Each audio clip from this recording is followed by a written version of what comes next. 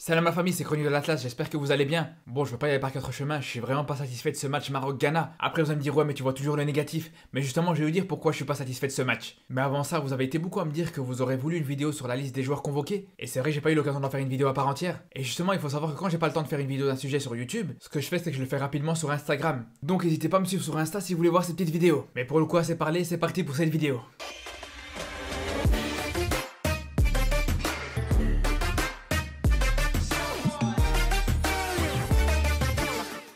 Déjà pour commencer, quand on sait que sur ce mois de juin, normalement le Maroc devait jouer les qualifications pour la Coupe du Monde, je pense que les Lions de l'Atlas ont vraiment eu de la chance que ça a été reporté. Parce que quand on voit les derniers matchs du Maroc, on était loin d'être rassurés. Et je suis pas sûr qu'on aurait pu entamer les qualifications pour la Coupe du Monde de la meilleure des manières. Faut se rendre compte qu'on a 2 matchs des qualifications pour la Coupe du Monde, mais on commence seulement à voir l'équipe type du Maroc qui est en train de se dessiner. C'est pour ça que je trouve que c'est vraiment une grande chance pour le Maroc d'avoir ce match contre le Burkina Faso et contre le Ghana. C'est sûr qu'en termes de qualité, on est au-dessus du Ghana, au-dessus du Burkina Faso et au-dessus de toutes les équipes contre qui va jouer le Maroc dans ses qualifications pour la Coupe du Monde. Mais justement, le problème c'est que le niveau des Lions de l'Atlas, il est loin d'être rassurant. Après, vous allez me dire ouais, mais le Maroc a gagné contre une grande équipe d'Afrique comme le Ghana. Mais justement, c'est ça le problème. On va pas se mentir, ok, le Ghana c'est une grande nation africaine, mais à un moment l'équation elle est vite faite. D'un côté, t'as Ziyech qui est champion d'Europe, t'as Hakimi qui est champion d'Italie, En-Nesyri qui est dans les 5 meilleurs buteurs de la Liga, et même Bono qui est facilement l'un des meilleurs gagnants de ce championnat. Et de l'autre côté, franchement, à part les frères Ayou, t'as quoi au Ghana? Après, je respecte le Ghana, y a pas de souci, mais eux-mêmes ils se respectent pas. Pendant tout le match, ils sont restés organisés dans un bloc bas, et ils avaient peur d'une équipe qui est sortie en 8ème de finale à la dernière Coupe d'Afrique contre le Bénin. Et à un moment donné, faut se rendre à l'évidence. Quand tu sais que 80% des équipes contre qui tu vas jouer en Afrique, donc ça peut plus être une excuse.